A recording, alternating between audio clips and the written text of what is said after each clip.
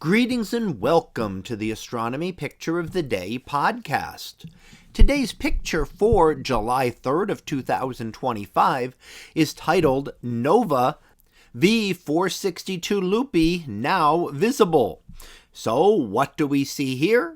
Well, here we see what looks like a portion of the sky and a whole bunch of stars there, and can be a little hard to identify things if you don't know the region.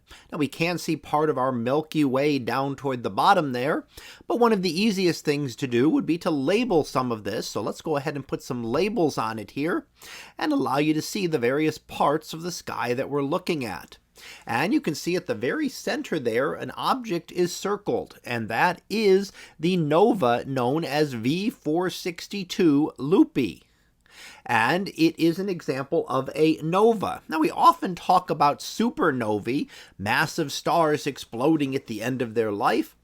A nova is something a little bit different, and in fact, it's a completely different process as compared to that type of supernova. A nova occurs when a white dwarf star collects material on its surface. Now, normally for an isolated white dwarf, this would not matter. It would make no difference. It would never collect enough material to do anything.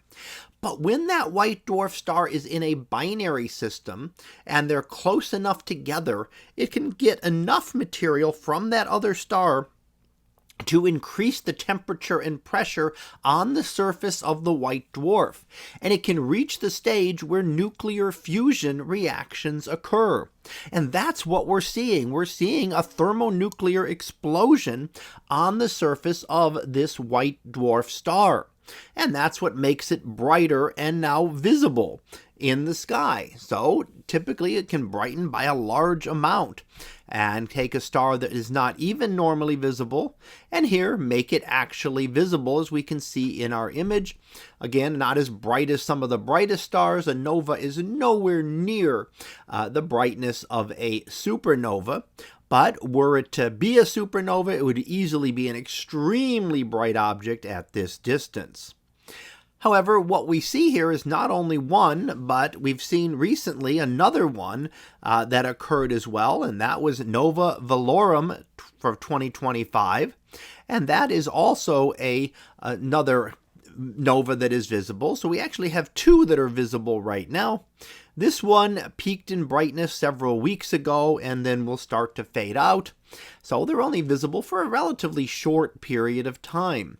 But they are an interesting phase at the end of the life of a star, and interesting that we actually see two at once because we get about one every year or two.